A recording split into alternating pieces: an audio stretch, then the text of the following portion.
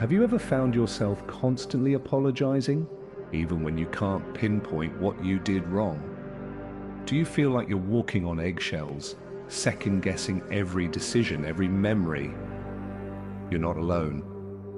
And more importantly, you're not crazy. This isn't about being overly sensitive or dramatic. It's about control. Subtle, insidious control chips away at your confidence, your sense of self.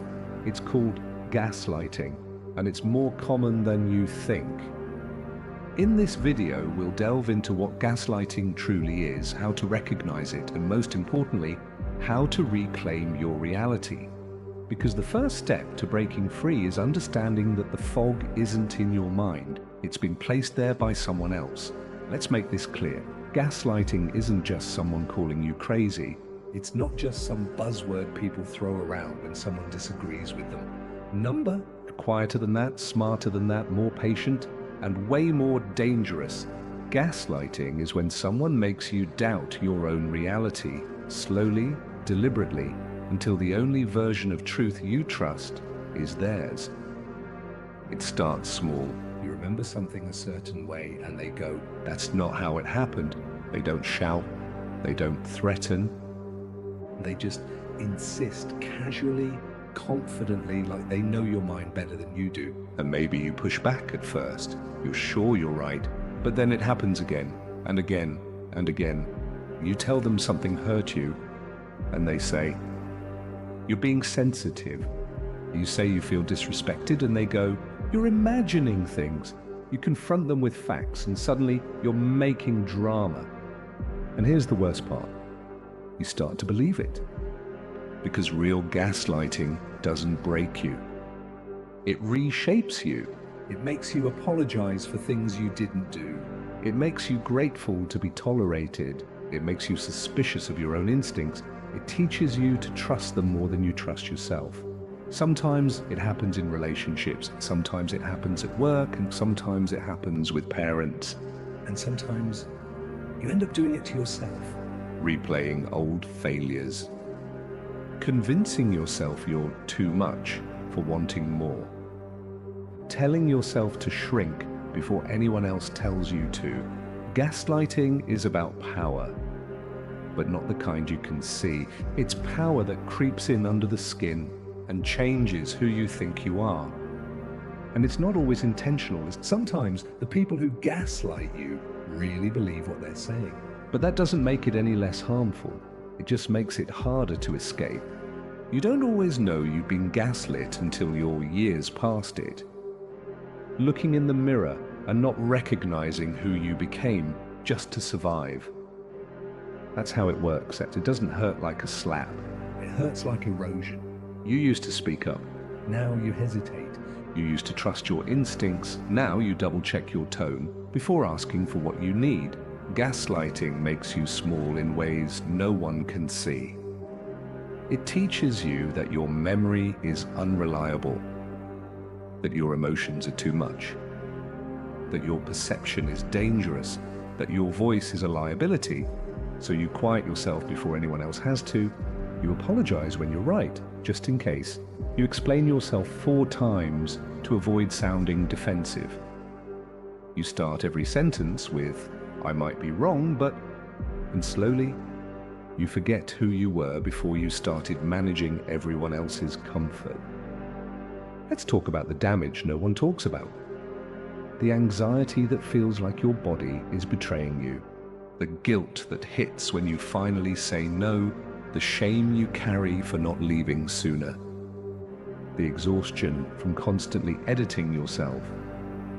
You think you're being difficult when you set a boundary.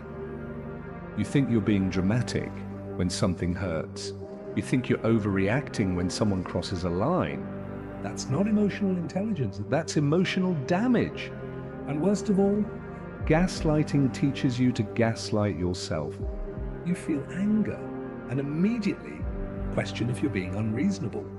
You feel hurt and wonder if you're just too sensitive. You feel fear and ask yourself if you're making it up. It becomes a cycle, one where you no longer need anyone to doubt you, because you do it for them. Let's be honest about what that leads to. Staying in toxic relationships because you're afraid your memory is wrong. Not asking for help because you don't want to seem needy. Working twice as hard for half the recognition. Silencing your voice because you were taught it makes people uncomfortable, and the people around you, they benefit from it. They benefit from your silence, your second guessing, your hesitation. That's what gaslighting steals most. Your ability to believe yourself. You don't need chains to be trapped. Just enough self-doubt to keep you in place.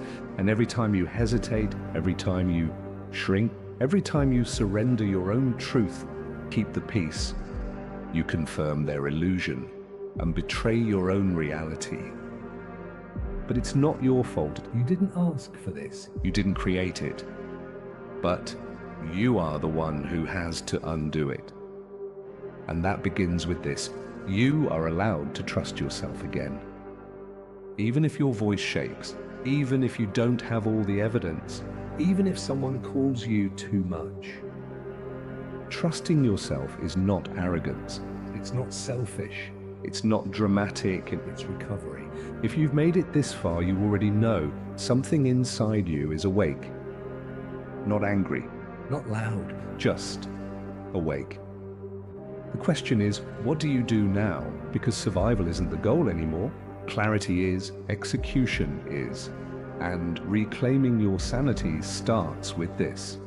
Rule number 1. Stop explaining yourself to people who benefit from misunderstanding you. Let that one land. You can't logic your way into being treated with respect. You can't out-nice a manipulator. You can't people-please your way into being seen clearly. If someone has to be convinced of your worth, you've already lost the negotiation. Start preserving your energy like it's currency, because it is. Every apology, every clarification, every over-explanation is an overdraft. Protect your energy like your future depends on it, because it does. Rule number 2, silence is not passive, it's strategic. You're not choosing silence because you have nothing to say. You're choosing silence because not everyone deserves access to your mind. Use your silence like a scalpel, precise, intentional. It's not a withdrawal from reality, it's a rejection of manipulation. You don't owe emotional availability to people who weaponize your emotions. Rule number 3, create a new internal script. You've lived under a distorted story for too long. They said you were too sensitive, too reactive, too dramatic. Now it's your turn to write the script.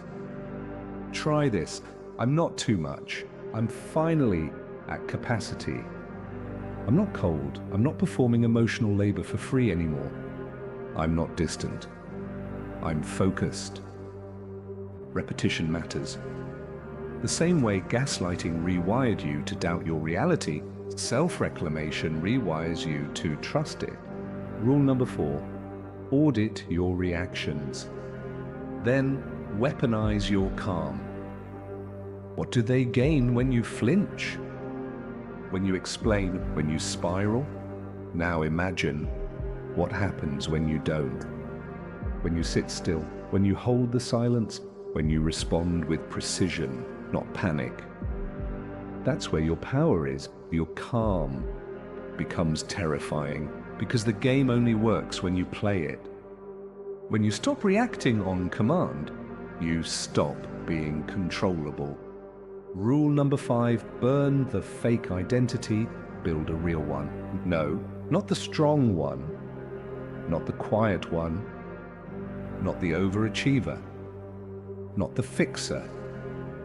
Who are you when you're not trying to be palatable, when you're not trying to be useful, when you're not trying to be liked? Reclaiming your sanity means building a life that doesn't require self-abandonment. So ask yourself, who do I have to become to never go back to that version of me again? That's the person you build now. This isn't just about spotting gaslighting. This is about exiting the performance.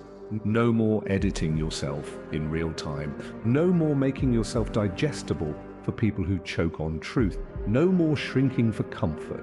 It's time to reclaim the space you gave away trying to survive. You don't owe anyone access to the version of you that bled for their approval. You owe yourself freedom, sanity, and silence when necessary. You're not hard to understand. You've just been around people who benefit from not understanding you. You don't just heal from manipulation. You rebuild. You rewrite. You rewire the entire system you used to run on. Because the old version of you, that version was trained to be small, to be polite, to second guess your instincts in real time, to ask permission before trusting your own gut. That version of you was designed for survival, but you're not surviving anymore. You're executing. So from this point forward, your operating system changes. No more over-explaining, no more apologizing for your boundaries, no more diluting your message to keep manipulators comfortable. You move different now. Command 1, you don't explain truth, you enforce it. If you said it, and you meant it, and it was clear, then it doesn't need a follow-up email. It doesn't need a smiley face or a softening phrase. It doesn't need just checking in. That's the old script. You're not performing respectability anymore. You're stating the truth and letting silence do the rest. Command 2, clarity is your new defense mechanism. Gaslighting works in confusion. Control thrives in chaos, but you're done with both. You document, you reflect, you know what happened, and you don't need to convince anyone else. Your clarity is your weapon, and if someone demands you trade it in for peace, they were never offering peace, just compliance. Command 3, boundaries are not emotional, they're logistical. Stop feeling guilty for the limits that keep you sane. Boundaries aren't emotional decisions, they're operational requirements. You're not being difficult, you're running at capacity, and if they can't respect that, they're not losing access to your kindness, they're losing access to your tolerance. Command 4, emotional neutrality is the power they can't touch. You don't need to be numb, you need to be trained. Let them provoke, let them distort, let them bait. You will not respond on command. You are not programmable. You are not reactive. You are not unstable. You're calm. You're clear. And you're done being a character in someone else's script. You're not crazy. You're not broken. You're not cold. You were just trained to believe survival meant silence. But silence can also be strategy. And now you choose when and how to speak. You are the author, the editor, and the end of their illusion. From now on, you move with clarity. You move with command. You move like someone who knows. Being misunderstood is nothing. Being manipulated is over. And being controlled, that ends with you.